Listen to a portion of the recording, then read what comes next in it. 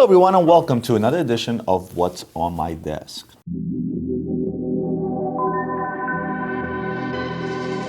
Yeah.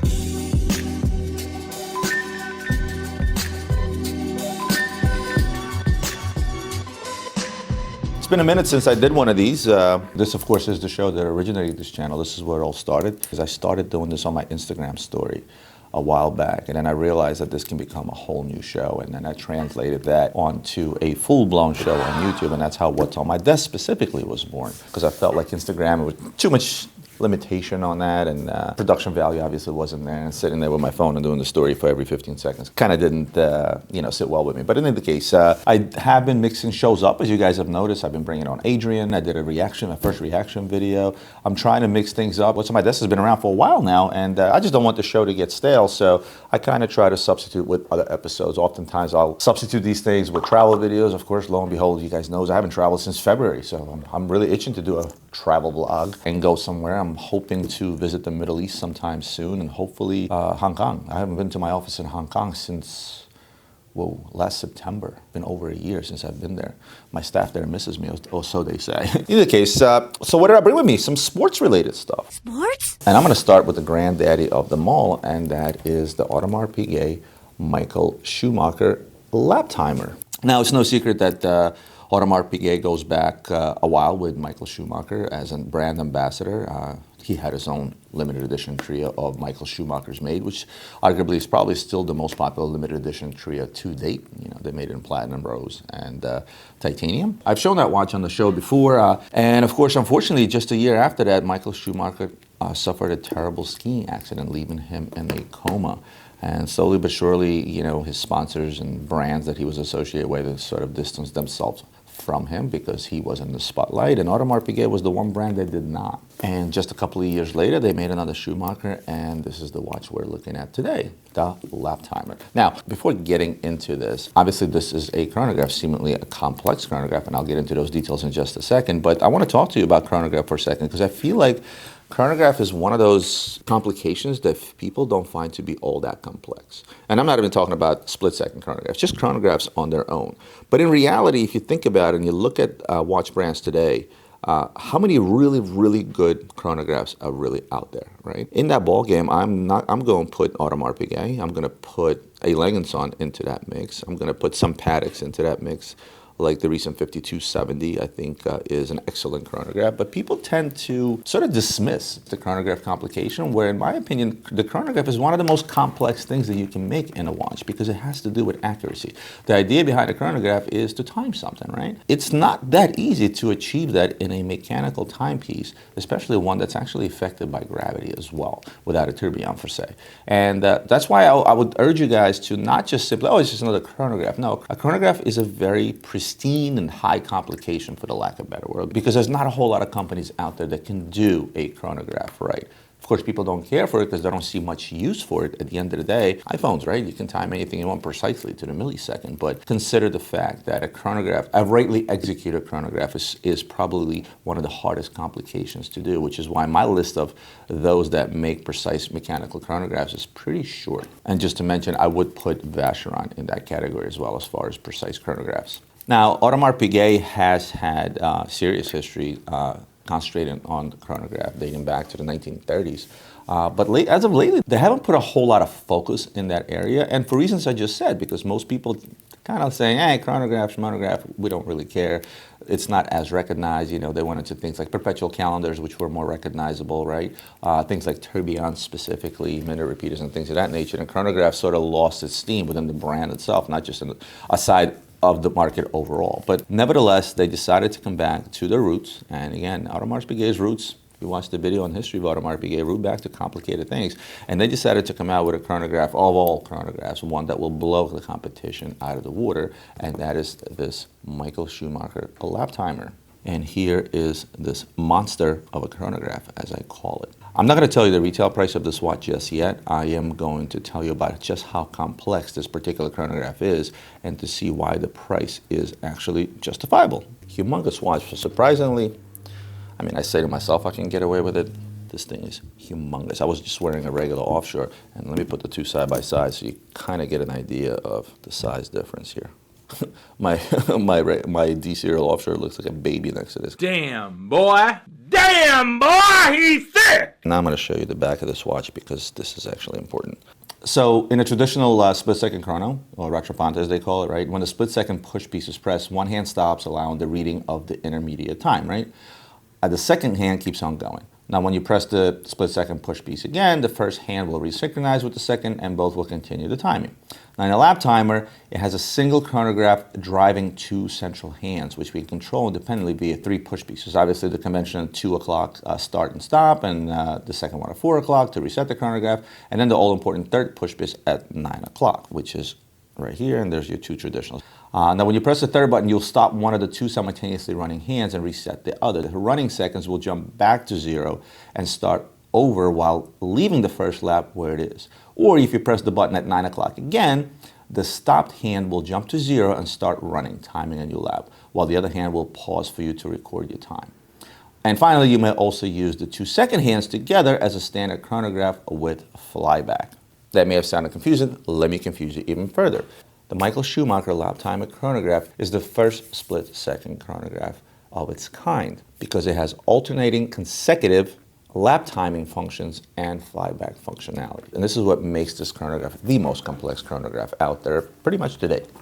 So it's caliber 2923, right? It took up 5 years worth of work, and it features 3 column wheels. Okay, so you have one column wheel located at 6 o'clock, which controls the chronograph sequence, while the other two at 12 o'clock control the complex lap timer sequence, okay? 34 joules, an impressive 80-hour power reserve for a chronograph that's that complex. As you can imagine, running this chronograph, especially with all its functionality, will take a toll on the power reserve of the watch. So 80 hours for this watch is actually very impressive. Forged carbon case, titanium bezel, which I'm kind of glad they did that.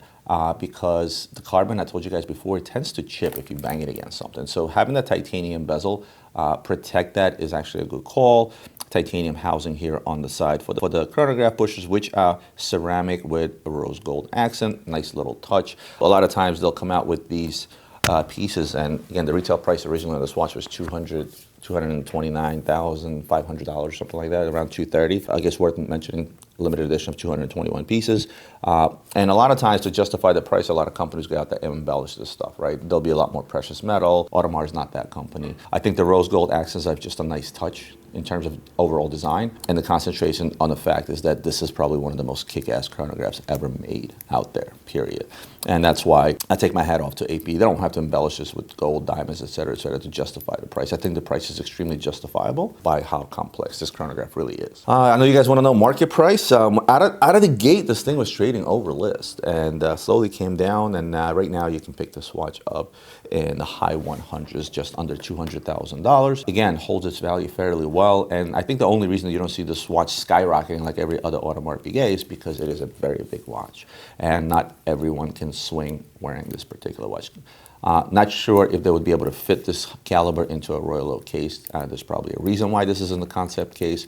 But I told you guys before, the 𝘎𝘾𝙃 concept is my most favorite Audemars Piguet out there from complicated end of things, and the Schumacher is no exception. I certainly absolutely love this watch. I don't shy away from stocking these things, and that's about it. I love this watch. If you take away anything from this conversation, is that don't overlook the chronograph as a not big deal complication. Even the regular ones are a big deal. Of course, this is probably the biggest deal of them all.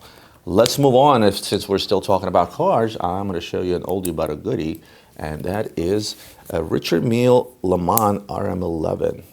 This is obviously the first RM11 that they made. Very distinctly recognized watch due to its green colors, right? And I threw that on my wrist right away. Let me put the Schumacher next to it. This should be good. Look at this. RM11 is not a small watch, and look at that. So this one is called the Le Mans Classic.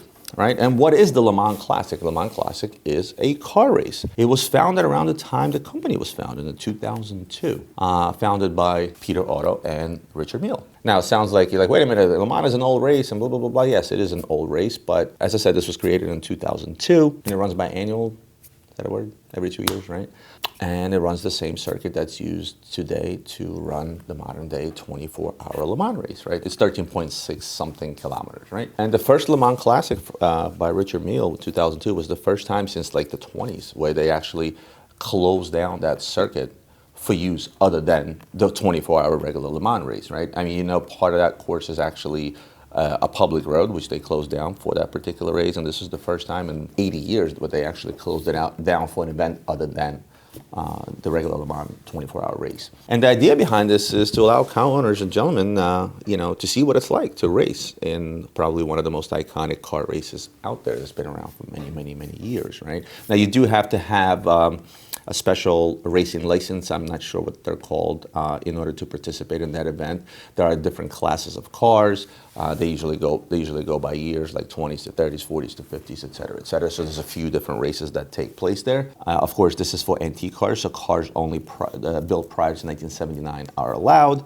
And this is an exciting event to go to because there's plenty of car shows that go on at the same time. There's car auctions that take place on the Bugatti circuit grounds. I mean, I've never been there, and this is one of the trips that I actually really, really want to take. Every time I try to go there, something comes up. Of course, it happening every 2 years, it's very hard to plan.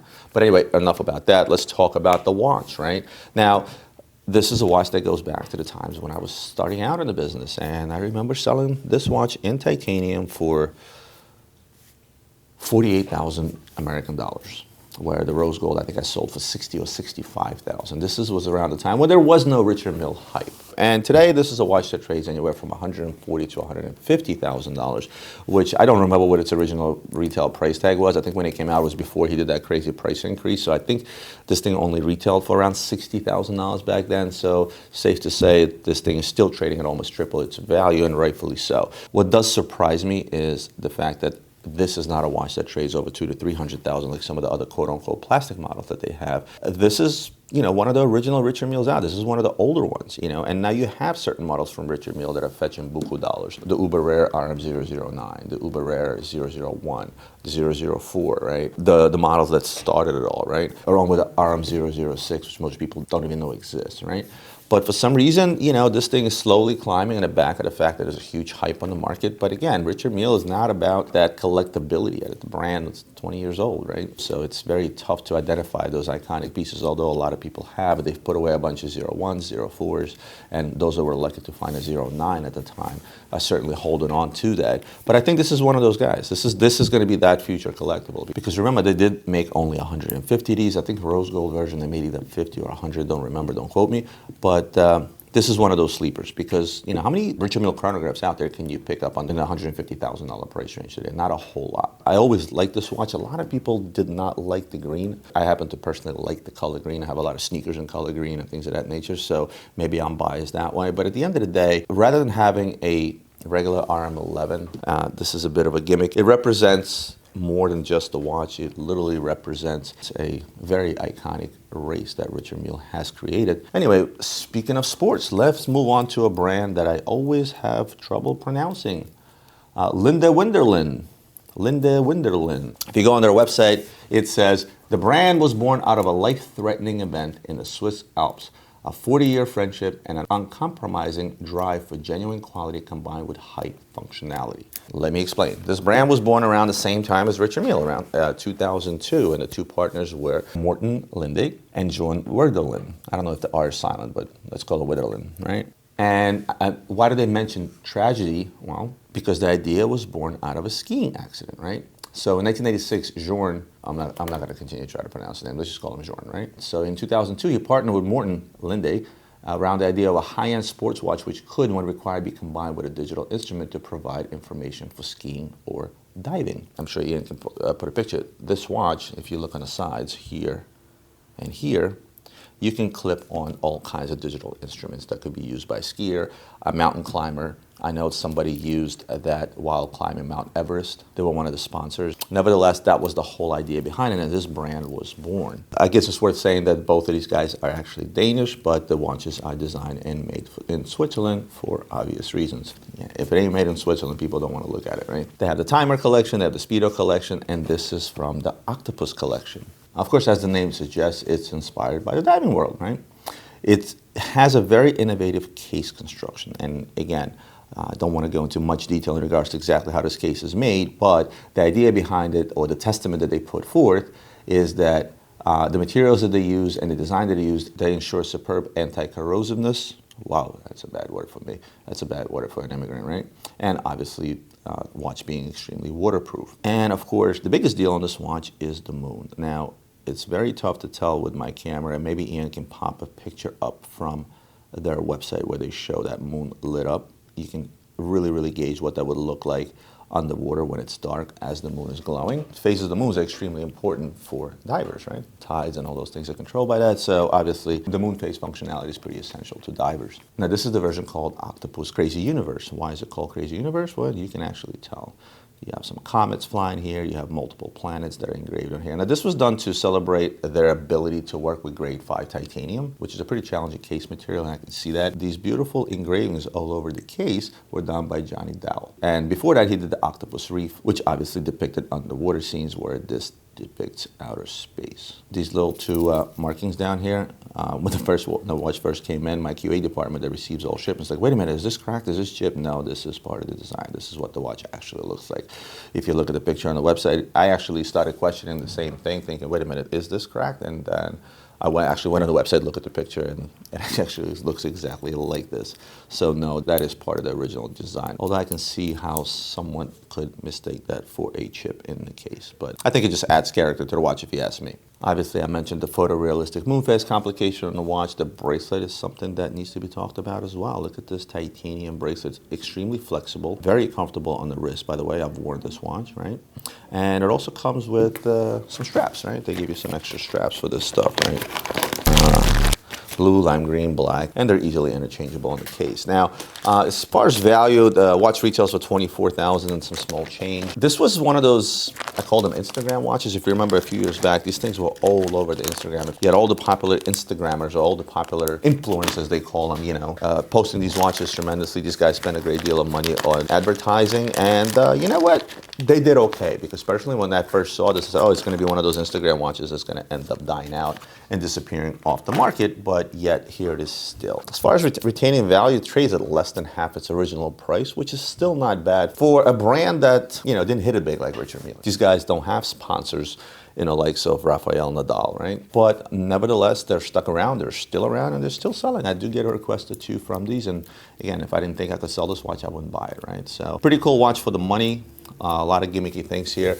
I think it's got great design, but again, this isn't going to be the Le Mans, which is now trading at 3 times its value, but nevertheless, handling it in person does show up superb design, superb watchmaking, and overall, I love this watch. I don't get them often, so probably wear this one for a little bit. I hope you guys enjoy me coming back to what's on my desk, because again, this is the nuts and bolts of my channel. This is what started this whole thing, and the idea behind this channel is to show you guys watches, right? Maybe show you watches you have never seen, maybe show you watches that you wanted to see. We do get a great variety of watches at LB, so I try to do my best to show you as much as I can, and that's what what's on my desk is all about.